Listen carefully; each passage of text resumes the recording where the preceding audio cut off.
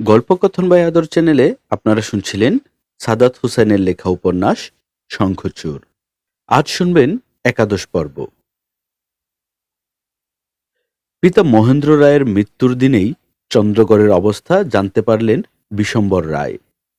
বিনয়াদিত্য অবশ্য এমন শোকাহত পরিস্থিতিতে আরও একটি দুঃসংবাদ তাকে দিতে চাননি, কিন্তু খুব স্বাভাবিকভাবেই ভগ্নিপতির এমন আকস্মিক আগমনে বিশম্বর রায় চমকে গেছেন।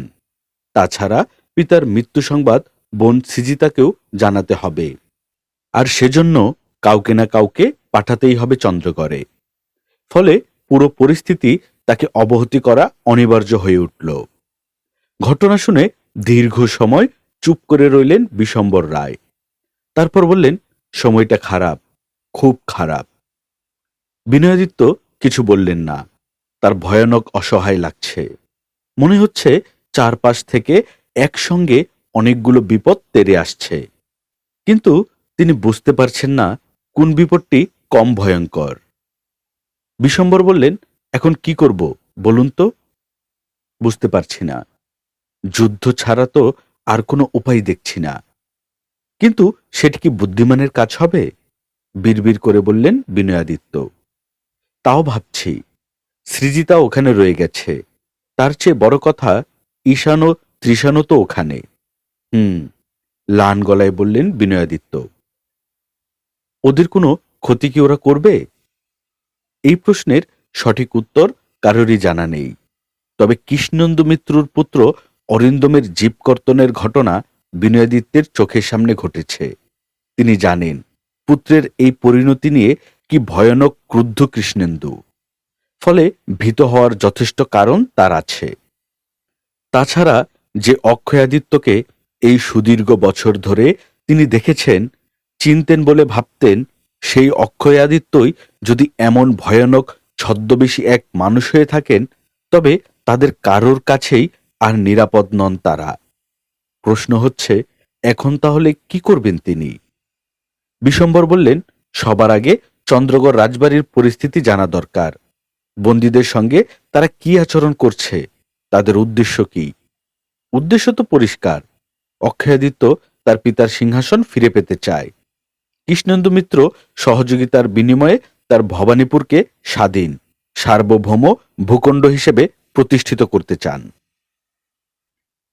এসব তো তারা পেয়েই গেছেন। তাহলে তাহলে বলে গম্ভীর হয়ে গেলেন বিশ্বম্বর রায়।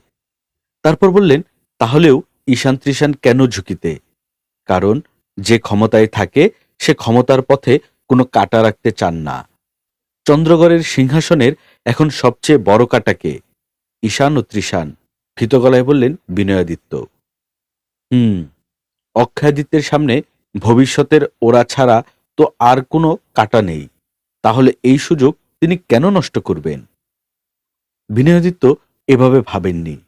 তিনি বরং ভেবেছিলেন, ওই অবোধ শিশু দুটিকে নিয়ে সম্ভবত খুব ভয়ের কিছু নেই। তিনি ভীতু ধরনের বাবা বলেই হয়তো অতিরিক্ত দুশ্চিন্তা করছেন। কিন্তু এখন মনে হচ্ছে তার দুশ্চিন্তাই ঠিক। ওদের বিপদই সবচেয়ে বেশি। প্রশ্ন হচ্ছে, এই বিপদ থেকে উদ্ধারের উপায় কি? বিশ্বম্বর যেন তার প্রশ্নের উত্তরই দিলেন। তিনি বললেন, এই বিপদ থেকে উদ্ধারের একটি উপায় আছে, আর সেটি হলো সরাসরি যুদ্ধ, এবং সেই যুদ্ধে অক্ষয়াদিত্য ও কৃষ্ণেন্দু মিত্রকে পরাজিত করে চন্দ্রগড় পুনরুদ্ধার করা। কিন্তু সমস্যা হচ্ছে, এই মুহূর্তে পরিস্থিতি যুদ্ধের অনুকূলে নয়। কারণ আপনার মা সৃজিতা বাচ্চাসহ ওখানে রয়ে গেছেন। ফলে আগে তাদের ওখান থেকে সরানোর ব্যবস্থা করতে হবে। কিন্তু সেটি কি করে সম্ভব? এই প্রশ্নে দীর্ঘ সময় চুপ করে রইলেন বিশম্বর। তারপর চিহ্নিত ভঙ্গিতে বললেন, অপেক্ষা করতে হবে। অপেক্ষা? কেন? এছাড়া তো আপাতত আর কোনো উপায় নেই। চাইলেও রাজবাড়িতে এখন কোনো গুপ্তচর পাঠানো সম্ভব হবে না। ফলে ভেতরের পরিস্থিতি জানতে বা বুঝতে পারবো না আমরা। তবে সৃজিতাকে আমি যতদূর চিনি, সে সহজে হাল ছাড়বে না। একটা না একটা উপায় সে বের করবেই। কিসের উপায়? ভেতর থেকে কাউকে বাইরে পাঠানোর? সেই চেষ্টাও করবে। আর সেটি যদি না পারে তাহলে অন্য কোনো উপায়ে ব্যবস্থা করবে। অন্য কি উপায়? তা তো জানি না। হতে পারে অক্ষয়াদিত্য বা কৃষ্ণেন্দু মিত্রকে কোনোভাবে বুঝিয়ে নিজের পক্ষে আনা। কিন্তু সেটি কি করে সম্ভব? অরিন্দমের কারণে কৃষ্ণেন্দু প্রচণ্ড প্রতিশোধ পরায়ণ হয়ে থাকবেন। অন্যদিকে আপনিই তো বললেন যে অক্ষয়াদিত্যের এখন সবচেয়ে বড় দুশ্চিন্তার নাম ঈশান ও ত্রিশান। হুম, সেসব জেনে বুঝেই বলছি, আপনি অস্থির হবেন না। আমি যতটুকু বুঝি তাতে আমাদের এখন অপেক্ষা করা ছাড়া আর কিছুই করার নেই। চন্দ্রগড় থেকে সৃজিতার কোনো ইশারা বা বার্তা না পাওয়া অবধি কিছু করতে গেলে বরং হিতে বিপরীত হওয়ার আশঙ্কাই বেশি, বলে সামান্য থামলেন বিশ্বম্বর। তারপর বললেন, যেহেতু ভেতরের অবস্থা আমি দেখতে পাচ্ছি না, ফলে সেটি এখনো জানি না। তবে সৃজিতার উপর এতটুকু আত্মবিশ্বাস আমার আছে। কিন্তু তাই বলে আমরা একদম হাত পা গুটিয়ে বসে থাকব, কিছুই করব না? না, আমরা একদম বসেও থাকব না। তাহলে আমরা যত দ্রুত সম্ভব যুদ্ধের জন্য সৈন্য প্রস্তুত করব, পর্যাপ্ত রসদ ও অস্ত্রশস্ত্র মজুত করব। সৃজিতা আপাতত সামলে নিতে পারলেও বড়সড় যুদ্ধ ছাড়া এই সমস্যার সমাধান নেই। এই কথায় বিনয়াদিত্য চুপসে গেলেন। তবে তিনি নিজেও বুঝতে পারছেন অপেক্ষা করা ছাড়া আসলেও কিছু করার নেই এখন। এদিকে মহেন্দ্র রায়ের মৃত্যুতে রায়পুর জুড়ে শোক চলছে। সেই শোক পালন সম্পন্ন হতেও খানিক সময় লাগবে। কিন্তু এই সময়টুকু তিনি কাটাবেন কি করে? প্রতিটি মুহূর্ত যেন ভয়ানক অস্থিরতায় দগ্ধ হতে লাগলেন তিনি। আচ্ছা, সত্যি সত্যিই যদি অক্ষয়াদিত্য বা কৃষ্ণেন্দু মিত্র তার সন্তানের কোনো ক্ষতি করেন? এর বেশি আর কিছু ভাবতে পারেন না বিনয়াদিত্য। তার চিন্তাভাবনা সব এলোমেলো হয়ে যায়, শরীর কাঁপতে থাকে, দম বন্ধ হয়ে আসে। যদি ঈশান আর তিশানের কিছু হয়ে যায়, তাহলে বাকিটা জীবন তিনি কি করে বাঁচবেন? নিজের অজান্তেই যেন চোয়াল শক্ত হয়ে আসে বিনয়াদিত্যের। এই কথা তিনি কিছুতেই ভাবতে পারেন না। দুদিন যেতে না যেতেই বিশ্বম্বরকে আবারও অস্থির করে তুললেন তিনি। বিশ্বম্বরও অবশ্য বোনের জন্য চিন্তিত। ফলে যত দ্রুত সম্ভব নিজ বাহিনীকে প্রস্তুত করতে শুরু করেন তিনি। কিন্তু দিন চারেকের মাথায় বিনয়াদিত্য হঠাৎ এসে বললেন, আমার মাথায় একটি ভাবনা এসেছে। কি ভাবনা? প্রশ্ন করেন বিশ্বম্বর। সৃজিতার সংবাদের জন্য অপেক্ষাটা তো অনিশ্চিত। সেটি কখন আসবে না আসবে আমরা নিশ্চিত নই। তাই এমন কিছু কি করা যায় যা তাদের কোনো দুর্বলতা আমাদের হাতে তুলে দেবে? কি সেটা? কৃষ্ণেন্দু মিত্র তো এখন চন্দ্রগড় রাজবাড়িতে, সঙ্গে তার সিংহবাগ সৈন্যও। ফলে ভবানীপুর এখন অনেকটাই অরক্ষিত। এই সুযোগে আমরা যদি ভবানীপুর আক্রমণ করি, কি হবে তাহলে? কৃষ্ণেন্দু মিত্র তখন আবার সসৈন্যে ভবানীপুর ছুটে যাবেন। চন্দ্রগড়ের পরিবর্তে তখন আমাদের যুদ্ধ সরে যাবে ভবানীপুরে। এতে লাভের চেয়ে বরং ক্ষতিটাই বেশি হবে। কারণ ভবানীপুরে শক্তি ক্ষয় করে কি অর্জন করব আমরা? ওই শক্তি বরং চন্দ্রগড়ে ক্ষয় করলে লাভ। তাছাড়া আমরা ভবানীপুর আক্রমণ করলেও সৃজিতা, ঈশান, তিশান ওরা তো চন্দ্রগড়েই রয়ে যাবে, তাই না? অক্ষয়াদিত্যের কাছে। তাহলে পরিস্থিতি তো তাতে কিছুই পাল্টাবে না। বিনয়াদিত্যের কথায় যেন একটু বিরক্তই হলেন বিশ্বম্বর। বিনয় অবশ্য তাতে বিচলিত হলেন না। তিনি বরং শান্ত কণ্ঠে বললেন, এ কারণেই ভবানীপুর আক্রমণের কথা বলছি আমি। এতে পরিস্থিতি পাল্টে যাবে। কিভাবে? আমরা অরক্ষিত ভবানীপুরে হঠাৎ আক্রমণ করব, যেমন কৃষ্ণেন্দু মিত্র করেছিলেন চন্দ্রগড়ে। ফলে আমাদের তেমন কোনো শক্তি ক্ষয় হবে না, বরং খুব সহজেই ভবানীপুর দখল করে নিতে পারবো আমরা। আর তারপর কৃষ্ণেন্দু মিত্র পরিবারের গুরুত্বপূর্ণ সদস্যদের বন্দী করব। তারা আমাদের কাছে পণবন্দী হয়ে থাকবে। তাদের নিয়ে আমরা ফিরে আসব চন্দ্রগড়ে। কৃষ্ণেন্দু মিত্র তখন বাধ্য হবেন আমাদের সঙ্গে আলোচনায় বসতে। পরিস্থিতি তখন আর এখানকার মতো একপক্ষীয় থাকবে না, থাকবে দ্বিপাক্ষীয়। অর্থাৎ অনেকটাই সমানে সমান। ফলে দর কষাকষির সুযোগ থাকবে দুপক্ষেরই। বিনয়াদিত্য থামলেও বিশ্বম্বর রায় কথা বললেন না। তিনি দীর্ঘ সময় চুপচাপ তাকিয়ে রইলেন ভগ্নিপতির দিকে। এই এতদিনকার চেনা পরিচিত মানুষটা যেন কিছুদিন ধরেই একটু একটু করে বদলে যাচ্ছেন, চমকে দিচ্ছেন তাকেও। কে জানে সন্তানের প্রতি পিতার তীব্র ভালোবাসায় তাকে এমন প্রবলভাবে বদলে দিচ্ছে কিনা। অরুণাদিত্যকে এখন যে ঘরে রাখা হয়েছে তা দস্যুদের মূলাস্তানার কাছেই, তবে খানিকটা বিচ্ছিন্ন। এখান থেকে নদীতে নজর রাখা হয়। উঁচু গাছের ডালে পর্যবেক্ষণ চৌকির মতো দুখানা ঘর রয়েছে, সেখান থেকে অনেক দূর পর্যন্ত চোখ রাখা যায়। এই গাছের নিচে ঘন ঝোপের ভেতর অস্থায়ী কতগুলো ঘর তৈরি করা হয়েছে। সেই ঘরের একটিতে থাকে অরুণ, তার সঙ্গে থাকে অশোক। বাইরে করা পাহারা। মাঝে মধ্যে শৈলগিরিকে দেখা যায়। সে চুপচাপ শান্ত।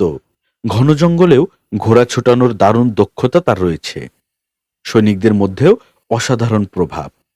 তবে নিজের ভাবনা খুব সহজে কারো সঙ্গে প্রকাশ করে না সে। বেশিরভাগ সময়ই অশোকের সঙ্গে আলাদা হয়ে দীর্ঘ আলোচনা করে, নিজের ভাবনা বিনিময় করে।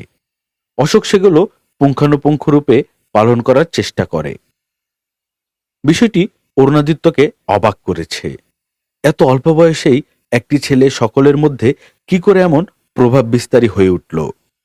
অশোক সেদিন বলল, সিদ্ধান্ত হয়েছে যুবরাজ, আপাতত আপনি বেঁচেই গেলেন। কতদিনের জন্য? নির্লিপ্ত ভঙ্গিতে জবাব দিল অরুণ। সেদিনের ঘটনা তাকে ভেতরে ভেতরে নাড়িয়ে দিয়েছে। সৃজিতা তার সঙ্গে এমন কিছু করেছে, এটি সে মেনেই নিতে পারছে না। পরবর্তী সিদ্ধান্তের আগ অব্দি তো নিশ্চিত। আপনারা গজেন্দ্রগড় দুর্গ দখল করতে চাইছেন কেন? ওখানে কি আছে? অশোক এই প্রশ্নের উত্তর দিল না। তার সঙ্গে মাঝে মধ্যেই অল্প বিস্তর কথা হয় অরুণের, কিন্তু সেই কথার বেশিরভাগই অর্থহীন। প্রয়োজনীয় কোনো প্রশ্নের উত্তর সাধারণত দেয় না অশোক, যেন এসব বিষয়ে শক্ত বিধিনিষেধ আছে তার। অরুণ বলল, আপনারা কিন্তু একটি কাজ করতে পারেন। কি কাজ? আমার ঠাকুমার কাছে পত্র পাঠাতে পারেন।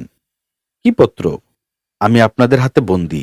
তিনি যদি গজেন্দ্রগড় দুর্গ আপনাদের ছেড়ে দেন, তাহলে আপনারা আমায় মুক্ত করে দেবেন। এতে বিষয়টা সহজ হয়ে যাবে। হবে না, বলল অশোক। আমরা বেশি দিন দুর্গ নিজেদের দখলে রাখতে পারবো না। কেন? কারণ অন্নপূর্ণা দেবী আমাদের বিরুদ্ধে অভিযান চালাবেন, আর তখন রায়পুর ও চন্দ্রগড় একযোগে দুর্গ উদ্ধারে নামবে। অত বড় দুটো বাহিনীর বিরুদ্ধে যুদ্ধ করে খুব বেশি দিন দুর্গ দখল করে রাখা আমাদের পক্ষে সম্ভব নয়। ঠাকুমার সঙ্গে তো আপনাদের চুক্তি হবে, নিশ্চয়ই তিনি একটি প্রতিশ্রুতি আপনাদের দেবেন। প্রতিশ্রুতি? বলে হাসল অশোক। রাজনীতি, প্রেম ও যুদ্ধে কেবল একটি প্রতিশ্রুতিই সত্য, বাকি সব মিথ্যে। কি সেটি? অশোক খানিক থেমে কি ভাবল, তারপর বলল, এখানে প্রতিশ্রুতি দেওয়ার প্রতিশ্রুতি থাকলেও প্রতিশ্রুতি রাখার প্রতিশ্রুতি নেই। বলে গম্ভীর হয়ে গেল অরুণাদিত্য। তবে তার সেই গম্ভীর্য দুশ্চিন্তায় পরিণত হলো দিন দুই বাদে।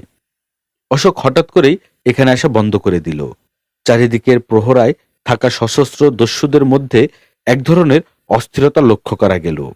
নিশ্চয়ই গুরুতর কিছু ঘটেছে, কিন্তু কি ঘটেছে সেটি কেউ বলল না। দিন কয়েক বাদে অশোক আবার এলো। তাকে ঘটনা জিজ্ঞেস করল অরুণ। অশোক বলল, চন্দ্রগড় থেকে বড় খবর এসেছে। বড় খবর? অবাক কণ্ঠে বলল অরুণাদিত্য। এবং আপনার জন্য ভয়ঙ্কর। ভয়ঙ্কর? নিজেকে শান্ত রাখার চেষ্টা করল অরুণ। কি খবর? অন্নপূর্ণা দেবী এবং সৃজিতাকে সন্তান সহ আটক করা হয়েছে। কৃষ্ণেন্দু মিত্রর সহযোগিতায় সিংহাসন দখল করেছেন অক্ষয়াদিত্য। কি? রাজ্যের অবিশ্বাস অরুণাদিত্যের কণ্ঠে। অক্ষয়াদিত্য? কি বলছেন আপনি?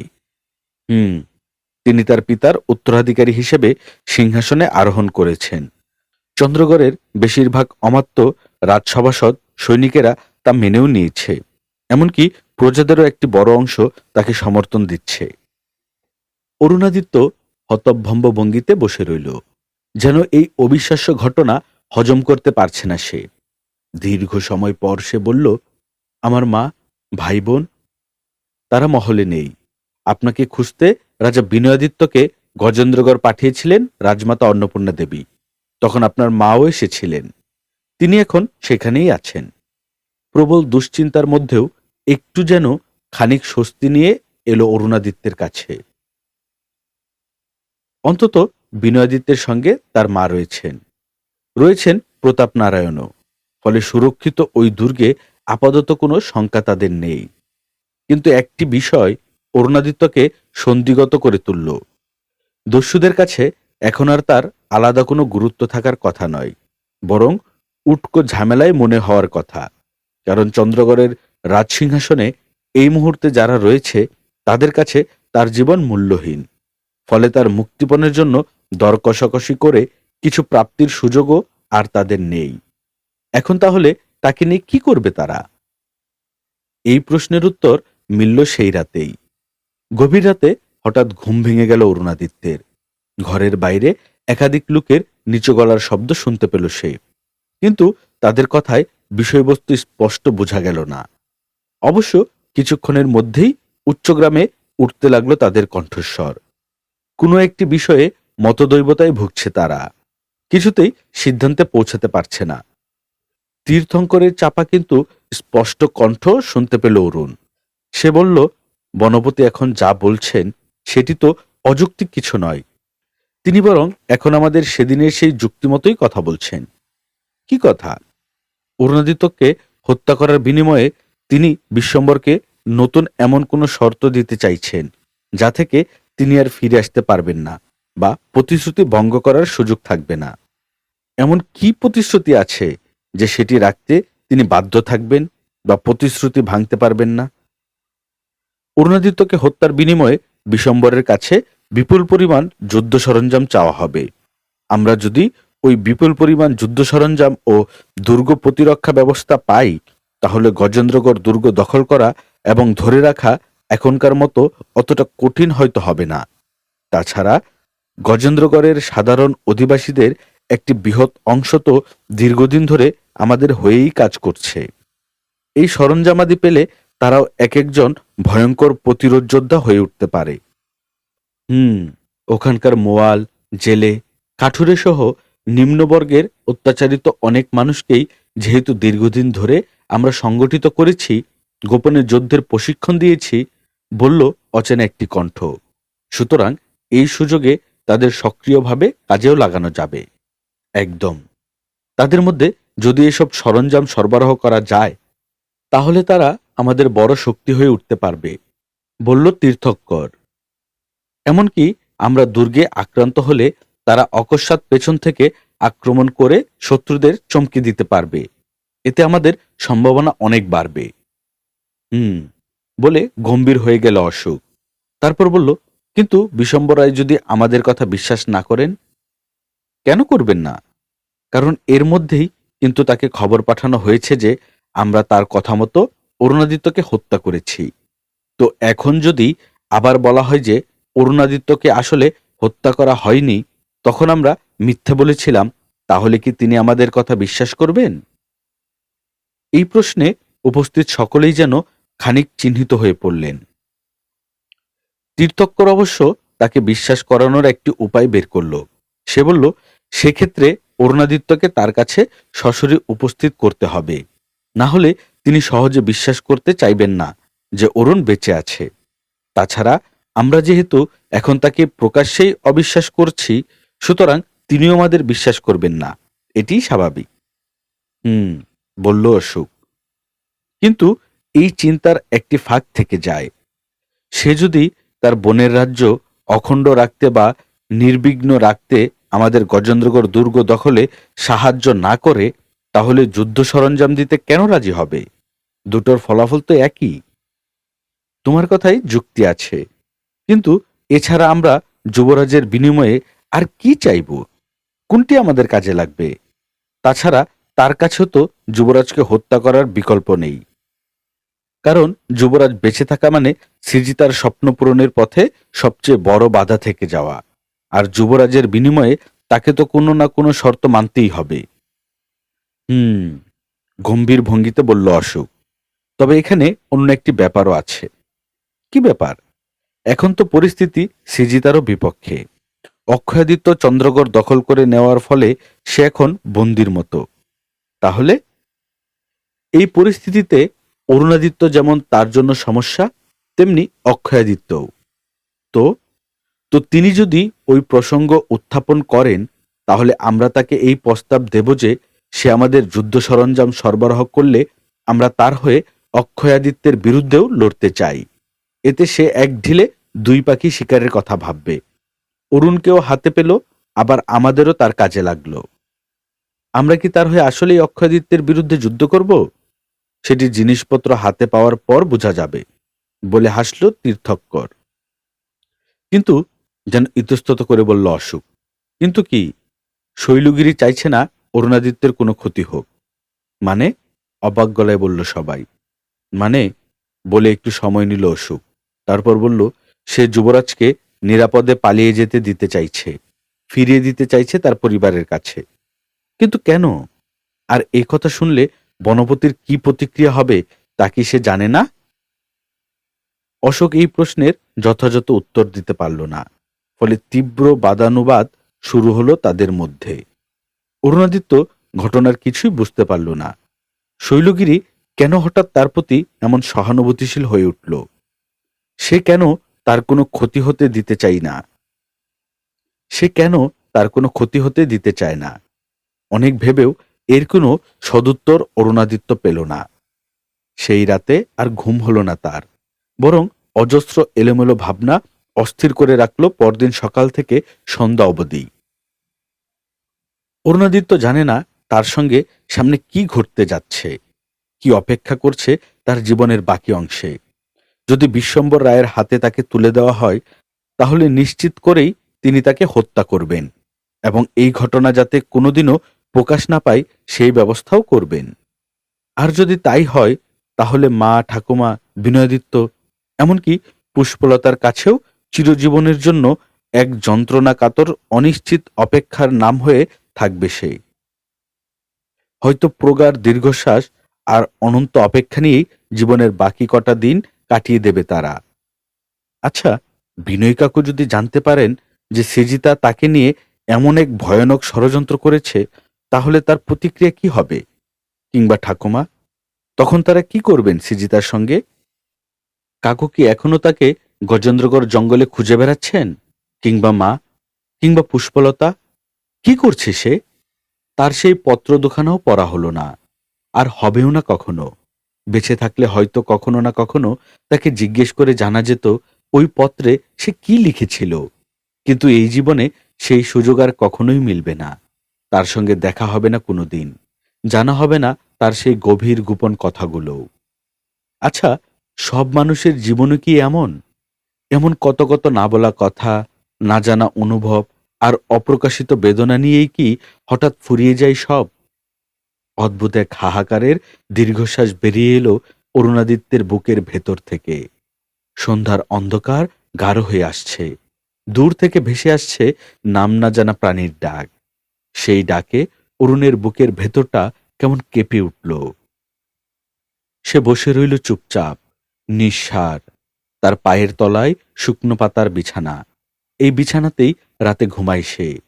ওই মাটির ভার থেকে জল খায়, ওই নদীর জলে স্নান করে। যা পায় তাই পেট পুরে গলাধঃকরণ করে। কোনো বায়না নেই, কোনো ইচ্ছা অনিচ্ছার বালাই নেই।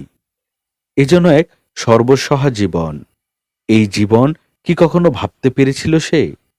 নিজের অজান্তেই যেন মৃদু হাসি ফুটে উঠে অরুণের ঠোঁটে। এক জীবনে কত কত গল্প তৈরি হয় মানুষের জীবনে, তবে সেই সব গল্পের বেশিরভাগই আগেভাগে অনুমান করতে পারে না সে। তবে সেই সব গল্পের বেশিরভাগই আগেভাগে অনুমান করতে পারে না সে। অরুণও পারেনি। হয়তো সামনে যা ঘটবে বলে ভাবছে তা নাও হতে পারে। হতে পারে অন্য এমন কিছু যার কথা সে কখনো কল্পনাও করেনি। শৈলগিরি ঠিক তখনই দরজার সামনে এসে দাঁড়ালো। এই এতদিনে একবারও কথা হয়নি তার সঙ্গে, তবে এইটুকু বয়সেই যেন অন্যরকম এক ব্যক্তিত্বের বিভায় চারপাশ আলোকিত করে তুলেছে সে।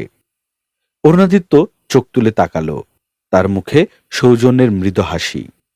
শৈলগিরি অবশ্য প্রত্যুত্তর করল না, হাসল না সে, বরং গম্ভীর মুখে ঘরে ঢুকল। তারপর একটা কাপড়ের পোটলা বের করল তার ঝোলা থেকে। সেই পোটলার ভেতরে একখানা চামড়ার থলে। থলেটা দেখেই অরুণের বুকের ভেতর যেন রক্ত ছলকে উঠল। তার কোমরবন্ধনীতে থাকা সেই থলেটি তাহলে হারিয়ে যায়নি, শৈলগিরি তাহলে আলাদা করে সরিয়ে রেখেছিল। সে হাত বাড়িয়ে থলেটা নিল, কিন্তু শৈলগিরি তারপরও চলে গেল না, বললও না কিছু। বেশ খানিকক্ষণ চুপচাপ দাঁড়িয়ে রইল সে। তারপর আলগোছে বসে পড়ল অরুণাদিত্যের পাশে। অবাক অরুণাদিত্য কি করবে ভেবে পেল না। সে হঠাৎ জিজ্ঞেস করল, এটি ফিরিয়ে দেওয়ার জন্য আপনাকে ধন্যবাদ। আমি অনেক কৃতজ্ঞ আপনার কাছে। শৈলগিরি কথা বলল না। সে নিস্পন্দন বসে রইল দীর্ঘ সময়। তারপর হঠাৎ তার মাথার শিরস্থানটি খুলে পাশে রাখল, মুখের দুপাশ ঢেকে দেওয়া লম্বা চুলগুলো সরিয়ে দিল পিছনে। আর ঠিক সেই মুহূর্তে অরুণের শরীর জুড়ে অদ্ভুত এক শিহরণ বয়ে গেল। কিছু বলতে গিয়েও বলতে পারল না সে। যেন তার মুখ অসাড় হয়ে গেছে, জিভ আড়ষ্ট হয়ে আছে। লণ্ঠনের লান আলোয় জগতের সকল বিস্ময় নিয়ে সে শৈলগিরির মুখের দিকে তাকিয়ে রইল। এই মানুষটিকে সে চেনে, এর আগেও কোথাও দেখেছে, কিন্তু কোথায় দেখেছে সে চট করে মনে করতে পারল না। তবে অরুণ স্পষ্ট বুঝতে পারছে তার সামনে বসে থাকা শৈলগিরি কোনো ছেলে নয়, সে একটি মেয়ে। তার সঙ্গে এর আগেও কোথাও দেখা হয়েছে তার, কিন্তু কোথায়? হঠাৎ বিদ্যুৎ চমকের মতো কথাটি মনে পড়ল অরুণের। আজ থেকে বেশ কয়েক বছর আগে চন্দ্রগড় রাজবাড়িতে মেয়েটিকে দেখেছিল সে। গভীর রাতে দেবসিংহ তার জিভ কেটে ফেলেছিল। মেয়েটির নাম গৌরী। 3 দিন কেটে গেছে। অন্নপূর্ণা দেবীর কাছে এখনো কেউ আসেনি।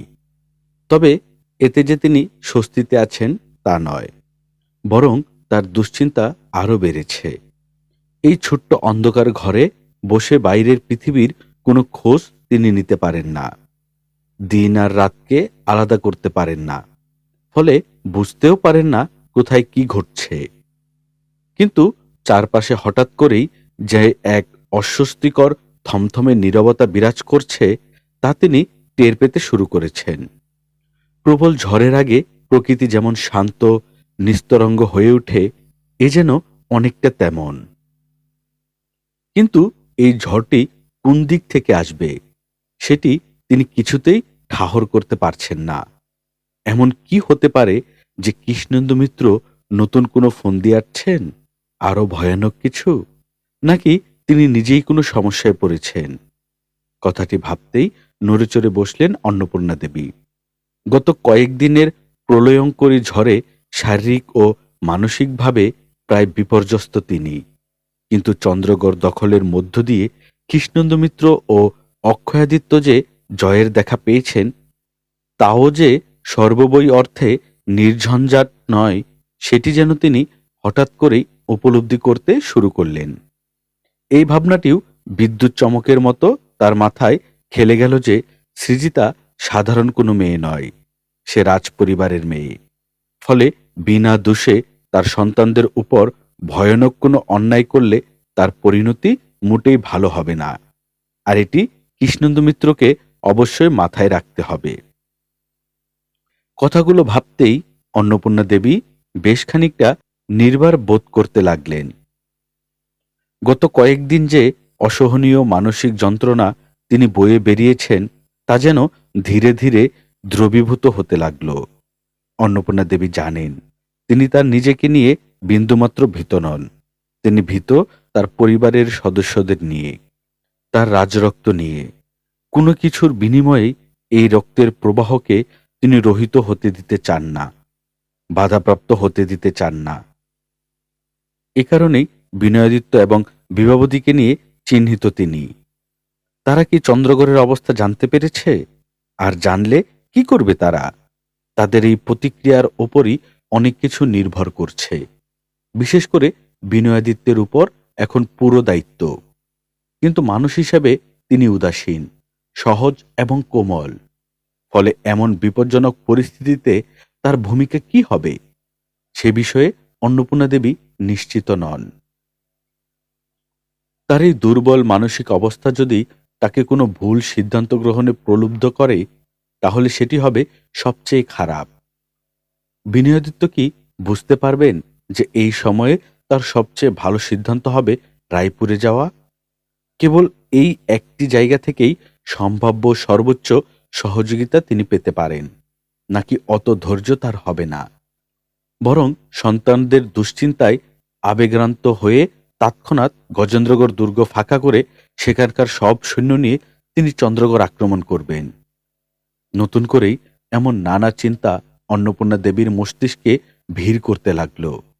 এর মধ্যে অরুণাদিত্যের পরিণতির বিষয়টিও রয়েছে। চন্দ্রগড় দখলের পরও কি অরুণাদিত্যকে বাঁচিয়ে রাখার আর কোনো সম্ভাবনা আছে? অক্ষয়াদিত্য যদি এখন সবচেয়ে বেশি কাউকে ভয় করে থাকে, তবে তা নিঃসন্দেহে বিজয় ও বিনয়াদিত্যের সন্তানদের। ফলে অরুণের বেঁচে থাকার সম্ভাবনা ক্ষীণ। কিন্তু প্রশ্ন হচ্ছে, এতদিনেও তারা কেউ কেন একবারও অরুণের বিষয়ে কোনো কথা বলল না? তাহলে কি তার সঙ্গে অন্য কিছু ঘটেছে, যেটি এমনকি তারা দুজনও জানে না?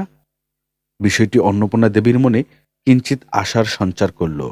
কারণ তিনি খুব ভালো করেই জানেন যে ঈশান ও ত্রিশানের চেয়েও অরুণাদিত্যই তাদের কাছে সবচেয়ে বড় হুমকি হওয়ার কথা।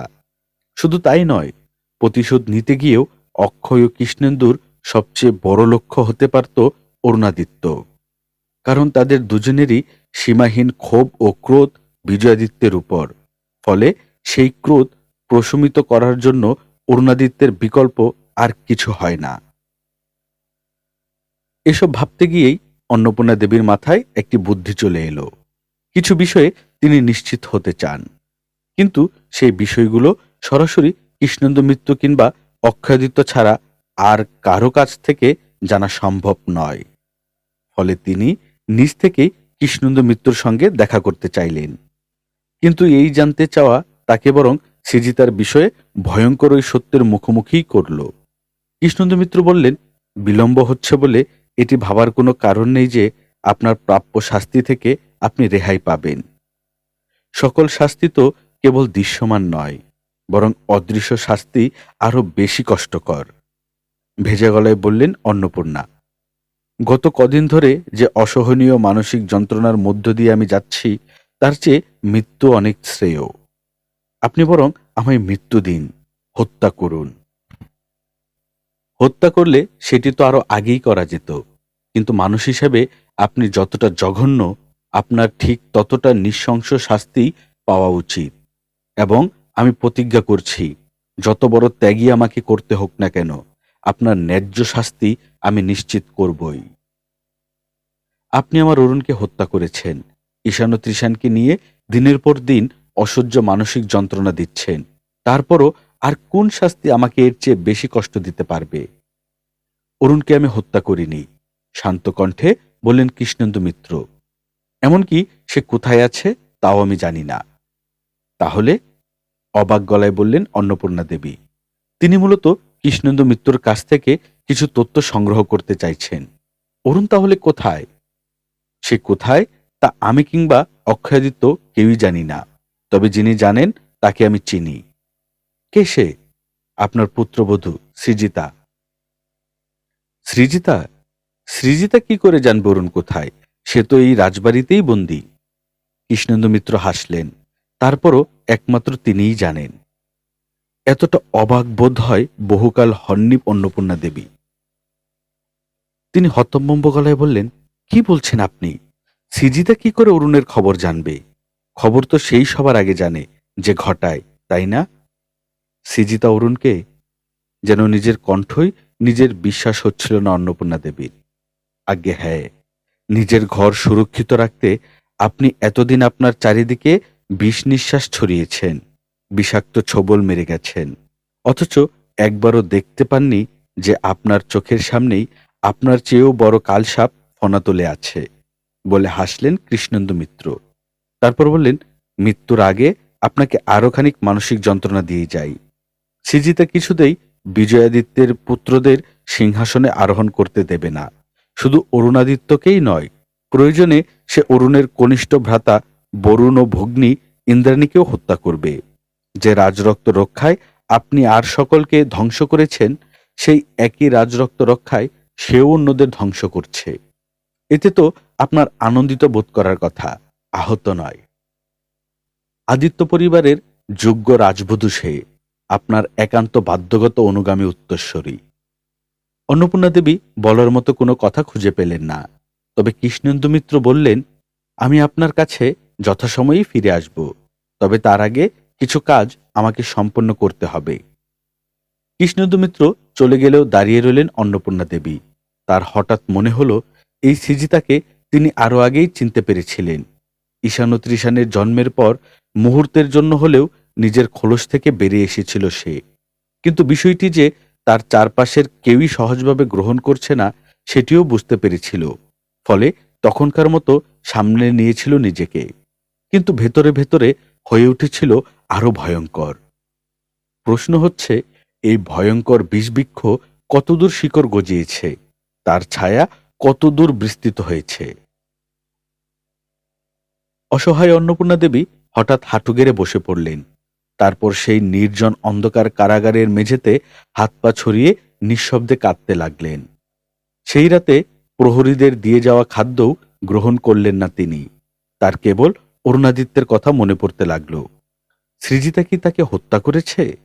যদি তাই হয়ে থাকে, তবে এই কাজে তাকে সহযোগিতা করেছে খুব শক্তিশালী কেউ। সেই শক্তিশালী কেউ নিশ্চয়ই তার পিতা। ঘটনা যদি তাই হয়ে থাকে, তাহলে বিভাবতীর সামনেও ভয়ঙ্কর বিপদ। বিপদ অরুণের ছোট দুই ভাই বোনের উপরও। সৃজিতা কিছুতেই তাকে ও তার সন্তানদের ছাড়বে না। সমস্যা হচ্ছে, এই বিপদ থেকে তাদের রক্ষা করার কেউ নেই। বিভাবতী খুব সাধারণ ঘরের মেয়ে, ফলে সৃজিতার মতো পিতার দিক থেকে সাহায্য পাওয়ার সুযোগও তার নেই।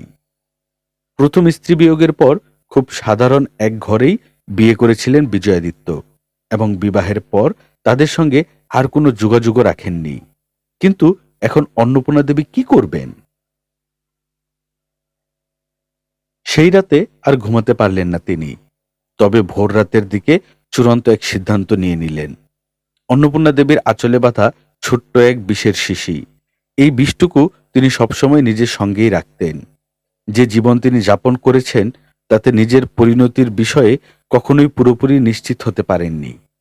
ফলে ভয়ানক অসহনীয় কোনো পরিস্থিতি এড়াতে এটুকু সবসময় সঙ্গেই রাখতেন, যাতে চূড়ান্ত যন্ত্রণা কিংবা অপমানের মুহূর্তে আত্মহনন করে মুক্তি পেতে পারেন। সেই পরিস্থিতি অবশেষে তার সামনে এসে দাঁড়িয়েছে। জীবন তার সামনে আত্মহনন ছাড়া আর কোনো বিকল্প রাখেনি। ফলে এই ভয়াল পরিস্থিতি থেকে মুক্তির একমাত্র উপায় মৃত্যু। কিন্তু সে মৃত্যুর আগে শেষবারের মতো আরো একবার চেষ্টা করে দেখতে চান অন্নপূর্ণা দেবী। বাঁচার চেষ্টা। যদি বিভাবতী ও তার সন্তানদের কোনোভাবে রক্ষা করা যায়। অক্ষয়াদিত্যের আস্থাভাজন দুজন সৈনিক তার প্রহরার দায়িত্বে। তাদের একজন ভীম, অন্যজন রঘু। গজেন্দ্রগড় যুদ্ধেও তারা অক্ষয়াদিত্যের হয়ে কাজ করেছে, ফলে তাদের কাছ থেকে কোনো ধরনের সহযোগিতা আশা করা যায় না। কিন্তু তারপরও শেষ চেষ্টাটা অন্নপূর্ণা দেবী করতেই চান। তিনি সাবধানে উঠে দাঁড়ালেন।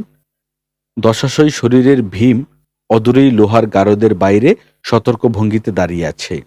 তিনি বার দুই লম্বা নিঃশ্বাস নিলেন, তারপর মৃদুকণ্ঠে ডাকলেন তাকে। কৃষ্ণেন্দু মিত্রর মনে হল তিনি সিদ্ধান্তহীনতায় ভুগছেন। অক্ষয়াদিত্য যখন অরিন্দমের জীব কর্তন করেছিলেন, তখন বিষয়টি নিয়ে প্রবল মানসিক যন্ত্রণায় ভুগেছিলেন তিনি।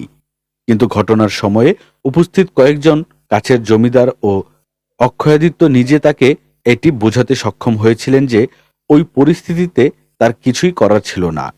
বরং তিনি যদি তখন কাজটি না করতেন, তাহলে পরিস্থিতি আরো খারাপ হতে পারত। তাদের দুজনের সঙ্গে যে সুদীর্ঘ গভীর সম্পর্ক ও যোগাযোগ, তা প্রকাশ পেয়ে যেত। তাছাড়া অন্নপূর্ণা দেবীর সকল সিদ্ধান্ত পূর্ণ নির্ধারিতই ছিল। ফলে কোনো কিছুতেই ঘটনার কোনো হেরফের হতো না। সমস্যা হচ্ছে, এখন যে বিরুদ্ধ পরিস্থিতি তৈরি হয়েছে, তা থেকে উত্তরণের কোনো উপায় খুঁজে পাচ্ছেন না কৃষ্ণেন্দু মিত্র। অক্ষয়াদিত্যের বিরুদ্ধে রায়পুরের যুদ্ধ অবশ্যম্ভাবী, এ বিষয়ে তিনি নিশ্চিত, এবং সেই যুদ্ধে অক্ষয়াদিত্যের টিকে থাকার সম্ভাবনা নেই বললেই চলে। কারণ বড় কোনো শক্তির বিরুদ্ধে যুদ্ধ করার ক্ষমতা অন্তত এই মুহূর্তে চন্দ্রগড়ের নেই। বরং কৃষ্ণেন্দু মিত্র নিজেই চন্দ্রগড়ের তুলনায় ঢের শক্তিশালী। তার সেনাবাহিনী সুসংগঠিত ও দীর্ঘদিন ধরেই যুদ্ধের জন্য প্রস্তুত। কিন্তু তিনি এটিও জানেন, চন্দ্রগড়কে রক্ষা করতে গিয়ে তিনি মূলত তার এতদিনকার স্বপ্নের স্বাধীন ভবানীপুরের অস্তিত্বকেই শঙ্কার মধ্যে ফেলে দিচ্ছেন, এবং সেটি কোনোভাবেই সুবিবেচনা প্রস্তুত কোনো কাজ নয়। তার বরং এই মুহূর্তে শক্তিশালী কারো সঙ্গেই জোট বাঁধা উচিত, এবং সেক্ষেত্রে রায়পুরের বিকল্প কিছু নেই। আর রায়পুরের সঙ্গে মৈত্রী তৈরি করতে হলে স্বাভাবিকভাবেই অক্ষয়াদিত্যের বিরুদ্ধে চলে যেতে হবে, ঘনিষ্ঠ সম্পর্ক গড়ে তুলতে হবে সৃজিতার সঙ্গেও। কিন্তু সেটি যে অক্ষয়াদিত্যের সঙ্গে তার এতদিনকার সম্পর্ককে স্পষ্ট বিশ্বাসঘাতকতা তৈরি করবে, তাও তিনি বুঝতে পারছেন। কিন্তু এছাড়া আর কি বিকল্প আছে তার কাছে? বিষয়টি নিয়ে কার সঙ্গে কথা বলবেন, বুদ্ধি পরামর্শ করবেন, তাও যেন ভেবে পাচ্ছিলেন না কৃষ্ণেন্দু মিত্র। ফলে সিদ্ধান্তও নিতে পারছিলেন না। তবে দুপুর নাগাদ তিনি তার প্রধান সেনাপতি ও মন্ত্রণাদাতা সঞ্জয় শেঠের সঙ্গে বসলেন। সঞ্জয় শেঠ মাঝবয়সী, শক্ত সামর্থ্য মানুষ। তিনি সব শুনে গম্ভীর গলায় বললেন, পৃথিবীতে সকলেই কম বেশি বিশ্বাস ভাঙে, কিন্তু তার চেয়ে জঘন্য মানুষ আর হয় না, যে তার সে বন্ধুর বিশ্বাস ভাঙে, যে বন্ধু তার উপর সম্পূর্ণ নির্ভরশীল। কিন্তু এছাড়া আর কি বা করার আছে আমাদের? আমাদের কিছুই করার না থাকলেও রাজকুমারী সৃজিতার কিন্তু অনেক কিছুই করার আছে। মানে মানে বলে থামলেন সঞ্জয়। তারপর খানিক কি ভেবে বললেন, আপনার কি মনে হয় যে সৃজিতা চন্দ্রগড়ের ক্ষমতার জন্য অরুণাদিত্যকে সরিয়ে দেওয়ার মতো কাজ করতে পারেন, এত বড় যুদ্ধের হুমকি দিতে পারেন, সেই সৃজিতা তার এই বিপদ সামলে নেওয়ার পর আমাদের দেওয়া তার প্রতিশ্রুতি রাখবেন? এই প্রশ্নে কৃষ্ণেন্দু মিত্র থমকে গেলেন। সঞ্জয় খুবই গুরুত্বপূর্ণ একটি প্রশ্ন তুলেছেন। চন্দ্রগড়ের সিংহাসনের প্রতি সৃজিতার যে লিপ্সা, তাতে এটি স্পষ্ট যে তিনি কখনোই এর সামান্যতম বিচ্ছিন্নতা মেনে নেবেন না, ভবানীপুরের স্বাধীনতাও না।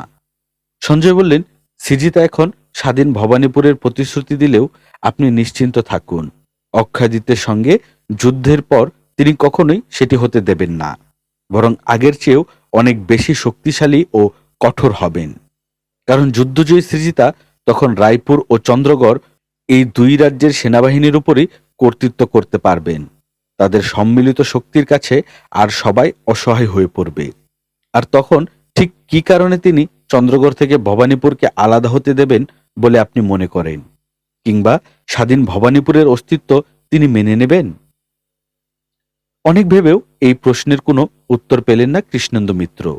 বিষয়টি যেন তাকে আরো একবার চিন্তাগ্রস্ত করে তুলল। কিন্তু এই ঝঞ্ঝা বিক্ষুব্ধ সমুদ্র থেকে উত্তরণের কোনো উপায় তিনি খুঁজে পেলেন না। সঞ্জয় বললেন, দুর্বল হোক সবল হোক, অক্ষয়াদিত্যই আমাদের বন্ধু। কারণ তার যেমন আমাদের প্রয়োজন রয়েছে, তেমনি আমাদেরও তাকে প্রয়োজন। কিন্তু সৃজিতার সঙ্গে তেমনটি হবে না। তার কাছে আমাদের প্রয়োজন সাময়িক, প্রয়োজন ফুরিয়ে যাওয়ার সঙ্গে সঙ্গেই তিনি আমাদের বন্দি কিংবা হত্যা করবেন। কিন্তু সেটি তো অক্ষয়াদিত্যের ক্ষেত্রেও সত্যি হতে পারে। না, হবে না। কেন? কারণ অক্ষয়াদিত্য যতদিন চন্দ্রগড়ের সিংহাসনে থাকবেন, ততদিন রায়পুর ও সৃজিতা তার শত্রু হয়েই থাকবে। আর ওই শক্তিশালী শত্রু থেকে নিজেকে রক্ষা করতে হলে অক্ষয়াদিত্যের সবচেয়ে বেশি প্রয়োজন কাদের? আমাদের। আজ্ঞে। সুতরাং তিনি নিজের অস্তিত্বের প্রশ্নেই আমাদের সঙ্গে সুসম্পর্ক রাখতে বাধ্য হবেন তিনি। গম্ভীর কণ্ঠে বললেন কৃষ্ণেন্দু মিত্র। প্রয়োজন ছাড়া বন্ধুত্ব হয় না, একথাই সত্যি। সৃজিতার কাছে আমাদের প্রয়োজন ফুরিয়ে গেলেও অক্ষয়াদিত্যের কাছে আমাদের প্রয়োজন কখনোই ফুরাবে না। তিনি যতদিন চন্দ্রগড়ের ক্ষমতায় টিকে থাকতে চাইবেন, ততদিন আমাদের তার প্রয়োজন হবেই। কিন্তু সেক্ষেত্রে তো রায়পুরের সঙ্গে আমাদের যুদ্ধ অবশ্যম্ভাবী। আজ্ঞে, এ কথা অস্বীকারের কোনো উপায় নেই। কিন্তু সঞ্জয়, যদি তাই হয়, তাহলে ফলাফল তো সেই একই। রায়পুরের অত বড় শক্তিশালী সেনাবাহিনীর বিরুদ্ধে যুদ্ধ করার মতো অবস্থা এই মুহূর্তে আমাদের নেই। আর ওই যুদ্ধে পরাজিত হলে পরিণতি তো সেই একই হবে। এবার সঞ্জয় শেঠও চুপ করে গেলেন। তবে দীর্ঘ সময় পর মাথা তুললেন তিনি। তারপর বললেন, এই যুদ্ধ এড়ানোর কোনো সুযোগ নেই, একথা সত্যি। কিন্তু বিলম্বিত করার সুযোগ আছে। বিলম্বিত করলে লাভ, নিজেদের প্রস্তুত করা। চন্দ্রগড় ও ভবানীপুর যদি যথাযথ সময় পায় তাহলে তারা রায়পুরের বিরুদ্ধে নিজেদের প্রস্তুত করে নিতে পারবে, কিন্তু এর জন্য সময় প্রয়োজন। সময় কি করে পাব? সিজিতার মাধ্যমে। মানে, আমরা যতদিন সিজিতাকে সন্তান সহ আটকে রাখতে পারবো ততদিন যুদ্ধ বিলম্বিত হবে। আমার তা মনে হয় না, বললেন কৃষ্ণেন্দু মিত্র। রায়পুর কতদিন অপেক্ষা করবে? তাছাড়া তারা যদি এখন অরক্ষিত ভবানীপুর আক্রমণ করে আমার স্ত্রী, সন্তান, পরিবারের কোনো ক্ষতি বা পণবন্দি করে? এবার যেন সঞ্জয় সেটও চিহ্নিত হয়ে পড়লেন। তিনি বললেন, এভাবে তো ভেবে দেখিনি। তখন বরং পরিস্থিতি আরো খারাপ হবে। একসঙ্গে দুটো জায়গায় নিরাপত্তা নিশ্চিত করা কিছুতেই সম্ভব নয়। চিহ্নিত ভঙ্গিতে বললেন সঞ্জয়। একটি কাজ অবশ্য করা যায়, বললেন কৃষ্ণেন্দু মিত্র। কি কাজ? সিজিতা এবং রায়পুরের সঙ্গে আমাদের এমন কিছু করা উচিত যাতে তাদের এই বার্তাটি দেওয়া যায় যে আমাদের উদ্দেশ্য বন্ধুসুলভ, কিন্তু আমরা তাদের পুরোপুরি বিশ্বাসও করতে পারছি না। কিন্তু সেটি কি করে সম্ভব? আমরা সিজিতাকে মুক্ত করে দেব। তার সঙ্গে যে আমাদের কোনো বৈরিতা নেই সেই বার্তা তাকে দেওয়ার চেষ্টা করব, কিন্তু তার দুই পুত্রের মধ্য থেকে একজনকে তার সঙ্গে মুক্ত করব। অন্যজনকে আমরা আমাদের কাছে রেখে দেব। এতে সে দ্বিধাগ্রস্ত হয়ে যাবে, চট করে এমন সিদ্ধান্তের কারণ বুঝতে পারবে না।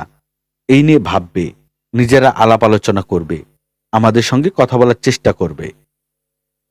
তারপর আমরা তখন তাদের বোঝানোর চেষ্টা করব যে আমরা তাদের শত্রু নই, বন্ধুই, কিন্তু পুরোপুরি বিশ্বাস না করা অবধি তার অন্য পুত্রকে আমরা মুক্তি দিতে পারছি না। আবার তার কোনো ক্ষতি করার উদ্দেশ্য আমাদের নেই। আমরা কেবল নিশ্চিত হতে চাইছি যে তারা আমাদের আক্রমণ করবে না। আচ্ছা, বুদ্ধিটা ভালো, চিহ্নিত ভঙ্গিতে বললেন সঞ্জয়। এতে সময়ক্ষেপণ হবে, আর এই সময়ে আমরা আমাদের দুই বাহিনীকেই যুদ্ধের জন্য সর্বোচ্চ প্রস্তুত করার চেষ্টা করব। একদম, কারণ তারাও তখন আলোচনার মাধ্যমে শান্তিপূর্ণ উপায়ে সিজিতার অন্য পুত্রকে হাতে পেতে চাইবেন, যেহেতু একটি বন্ধুসুলভ অভিপ্রায় আমরা প্রকাশ করব। এবার নড়ে চড়ে বসলেন সঞ্জয়। তারপর যখন আমাদের প্রস্তুতি সম্পূর্ণ হবে তখন আমরা তার পুত্রকে ফিরিয়ে দেব। হ্যাঁ, কিন্তু তার আক্রমণ কিন্তু এতে বন্ধ হবে না, বিলম্বিত হবে কেবল, এটি নিশ্চিত থাকতে হবে। তা জানি, রায়পুরের সঙ্গে এই যুদ্ধ অবশ্যম্ভাবী। আমাদের এখন কেবল সময় দরকার, সেই সময়টুকু নিশ্চিত করতে চাই আমরা। আজ্ঞে, বললেন সঞ্জয়। যেন অবশেষে কিছুটা হলেও স্বস্তি বোধ করছেন তিনি, স্বস্তি বোধ করছেন কৃষ্ণেন্দু মিত্রও। কিন্তু সবার আগে বিষয়টি উত্থাপন করতে হবে অক্ষয়াদিত্য ও চিত্রলেখা দেবীর কাছে। এ বিষয়ে তাদের মতামত গুরুত্বপূর্ণ। সব শুনে ঘটনার গুরুত্ব অনুধাবন করতে পারলেন চিত্রলেখা দেবী। তিনি কোনো আপত্তি করলেন না, তবে এই সময়ে কতগুলো সিদ্ধান্ত তিনি নিলেন। যেমন, দ্রুততম সময়ের মধ্যে চন্দ্রগড় রাজ্যের সকল জমিদারের সঙ্গে জরুরি বৈঠক করতে হবে। সেখানে আসন্ন যুদ্ধে তাদের ভূমিকা ও সৈন্য সরবরাহের বিষয়টিও সুনির্দিষ্ট করে দিতে হবে, এবং সবচেয়ে গুরুত্বপূর্ণ বিষয় হচ্ছে চন্দ্রগড় সিংহাসনের নির্বিঘ্ন ভবিষ্যৎ নিশ্চিতকরণ। সেখানে অক্ষয়াদিত্য কিংবা তার সন্তানদের ক্ষমতায় আরোহণের পথে কোনো শঙ্কা রাখা যাবে না, আর সেটি করতে হলে সিজিতা ও বিনয়াদিত্যের উত্তরাধিকারীদের নিশ্চিহ্ন করে দিতে হবে। যুদ্ধ জয়ের পর সেটিই হবে প্রথম লক্ষ্য। সঙ্গে গজেন্দ্রগড় দুর্গের দখলও নিশ্চিত করতে হবে। কৃষ্ণেন্দু মিত্র বললেন, আজ্ঞে, তাহলে আর একটি বিষয় আপাতত বাকি থাকল। কোন বিষয়? অন্নপূর্ণা দেবীর শাস্তি।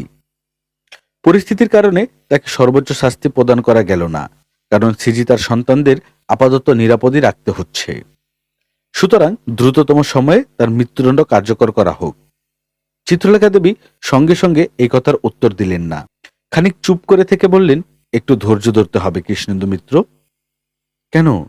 তার মৃত্যুদণ্ড আমিও চাই, তবে তার আগে তার সঙ্গে আমার কিছু গোপন বোঝাপড়া আছে, সেটা শেষ হওয়া জরুরি। শেষ হওয়ার সঙ্গে সঙ্গে আমি নিজ হাতে তার মৃত্যুদণ্ড কার্যকর করব। বিষয়টিতে কৃষ্ণেন্দু মিত্র সন্তুষ্ট না হলেও কিছু বললেন না। সিজিতার সেদিনকার কথাগুলো তাকে এক নতুন উপলব্ধি দিয়েছে। তাৎক্ষণিক প্রতিশোধ স্পৃহা মানুষকে অন্ধ করে ফেলে, আর এই অন্ধত্ব তার দীর্ঘমেয়াদী সফলতাকে ব্যর্থ করে দেয়, প্রাপ্তিকে অপ্রাপ্তিতে পরিণত করে। এজন্য প্রবল প্রতিহিংসা বুকে চেপে রেখেও সঠিক সময়ের জন্য অপেক্ষা করতে হয়, ভয়ঙ্কর শত্রুর সঙ্গেও আপোষ করতে হয়। তিনিও এখন তাই করছেন। সময় এলে সব যন্ত্রণার উপশম আপনা আপনি হাতের নাগালে চলে আসবে। যে প্রাপ্তির জন্য এতটা বছর অমন অন্তহীন যন্ত্রণার জীবন তিনি কাটিয়েছেন, সেই প্রাপ্তিকে টিকিয়ে রাখতে না হয় আরো কিছুদিন অপেক্ষা করবেন, আরো খানিক ধৈর্য ধরবেন, তারপর মিটিয়ে নেবেন সকল দেনা পাওনা, বকেয়া হিসাব নিকাশ। কৃষ্ণেন্দু মিত্র বেরিয়ে যেতেই অক্ষয়াদিত্য বললেন, আপনি বিলম্ব কেন করতে চাইছেন মা? কি বোঝাপড়া ওনার সঙ্গে? খুব গুরুতর বিষয় বলে যেন কিছু ভাবলেন চিত্রলেখা দেবী। তারপর বললেন, কিন্তু বিষয়টি আমি ভুলতেই বসেছিলাম। বয়স হয়েছে, তাছাড়া সময় সবকিছু আবছা করে দেয়। সেদিন অন্নপূর্ণার একটা কথা শোনার পরই মনটা খচখচ করছিল। মনে হচ্ছিল কিছু একটা আমি ভুলে গেছি, মনে করতে পারছি না কি। এই রাজবাড়িতে একটা গুপ্ত কক্ষ আছে। সে তো সব রাজবাড়িতেই থাকে মা। থাকে, কিন্তু আমাদের সেই গুপ্তকক্ষ শূন্য। কি বলছেন আপনি? এবার চমকে উঠলেন অক্ষয়াদিত্য। শূন্য কেন হবে? হ্যাঁ, শূন্য। প্রতিটি রাজবাড়িতেই রাজ্যের সব গোপন নথি, নানান গুরুত্বপূর্ণ তথ্য, ইতিহাস, দলিল, দস্তাবেজ এই গুপ্তকক্ষে সংরক্ষিত থাকে। বছরের পর বছর বংশ পরম্পরায় তা একজনের হাত থেকে অন্যজনের হাতে বদল হতে থাকে। গুরুতর বিপদ থেকে যাতে রক্ষা পাওয়া যায়, এজন্য মূল্যবান ধনরত্ন সেখানে সংরক্ষিত থাকে। আজ্ঞে, কিন্তু আমাদের সেই গুপ্তকক্ষ এখন পুরোপুরি ফাঁকা।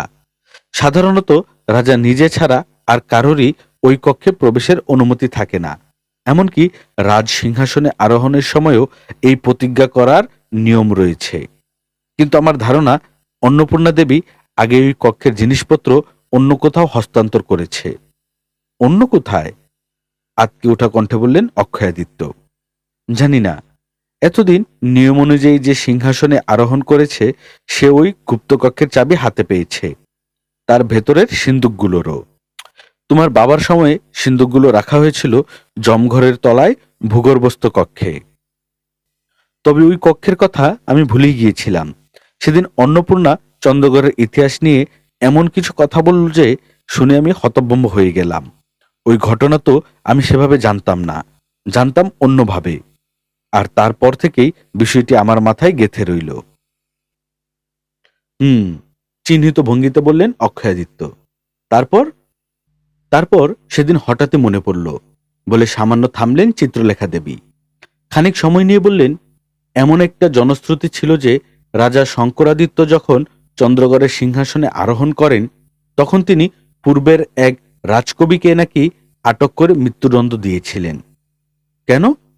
ওই রাজকবি সম্ভবত চন্দ্রগড়ের এমন এক ইতিহাস লিখেছিলেন যা রাজা শঙ্করাদিত্যের পছন্দ হয়নি।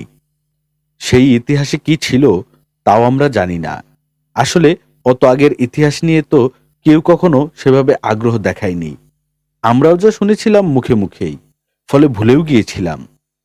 আচ্ছা, কিন্তু তার সঙ্গে এই গুপ্তকক্ষ বা অন্নপূর্ণা দেবীর কি সম্পর্ক?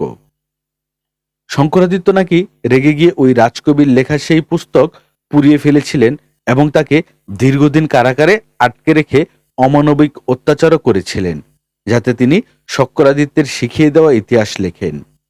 কিন্তু উনি লিখেননি। না, বছরের পর বছর বন্দী থাকার পরও না। এরপর একদিন তার ঘরে গিয়ে শঙ্করাদিত্য দেখতে পান যে রাজকবি তার ঘরের মেঝে থেকে শুরু করে দেয়াল, ছাদ, এমনকি শৌচাগার জুড়েও পাথর কেটে কেটে তার সেই বইয়ের ইতিহাসই আবার নতুন করে লিখে রেখেছেন। কি বলছেন আপনি? পাথর খোদাই করে? হুম। কিন্তু বন্দিখানায় বসে উনি পাথর কাটলেন কিভাবে? অবাক গলায় বললেন অক্ষয়াদিত্য। অত তো আর জানা যায়নি। হয়তো কোনোভাবে কিছু জোগাড় করেছিলেন, বা প্রহরীরা তাকে পাথর খোদাই করার মতো কিছু দিয়েছিল। শুনেছি ওই কবিকে সকলেই খুব পছন্দ করত। ও, ওই ঘরটা তাহলে এখন কোথায়? তাও জানি না। তবে শুনেছি শঙ্করাদিত্য তখন এতটাই রেগে গিয়েছিলেন যে তিনি ওই ভূগর্ভস্থ ঘরসহই কবিকে জীবন্ত মাটি চাপা দিয়েছিলেন। আমার ধারণা অন্নপূর্ণা দেবী হয় ওই ঘরখানা আবার খুঁজে পেয়েছে, নতুবা যে গুপ্তকক্ষে রাজবাড়ির সকল গুরুত্বপূর্ণ নথি থাকে সেখান থেকে ওই রাজকবির লেখা ইতিহাসের কোনো অংশ খুঁজে পেয়েছে। না হলে ওই ইতিহাস তো তার জানার কথা নয়। এ কারণেই হঠাৎ ওই কক্ষের কথা মনে পড়ে যায় আমার। কিন্তু আপনি যে বললেন গুপ্তকক্ষ শূন্য, সে সম্ভবত গুপ্তকক্ষের সকল জিনিসপত্র অন্য কোথাও সরিয়ে ফেলেছে। তোমার স্ত্রী কণিকাকে নিয়ে গতকালই আমি জমঘরের তলার ভূগর্ভস্থ কক্ষে গিয়েছিলাম, কিন্তু সেখানে যে বহু বছর কারো পদধূলি পড়েনি তা দেখেই বোঝা গেছে, এবং সিন্দুকগুলোও নেই। তার মানে অনেক বছর আগেই সব সরিয়ে ফেলা হয়েছে। আমার সেটিই ধারণা। আপনি ওনাকে কিছু জিজ্ঞেস করেননি? করেছি, কিন্তু সে বলেছে সিন্দুকের কথা সে কিছুই জানে না। সমরাদিত্য বা বিজয়াদিত্য তাকে ওরকম কিছুর কথা বলেইনি, কিন্তু আমি নিশ্চিত একমাত্র সেই সব জানে। না হলে রাজা শঙ্করাদিত্যের চন্দ্রগড়ের সিংহাসনে আরোহণের ওই ইতিহাসও তার জানার কথা নয়। ওই ইতিহাসের কোনো তথ্য সম্ভবত সেখানে ছিল। চিত্রলেখা দেবী থামলেও অক্ষয়াদিত্য কোনো কথা বললেন না।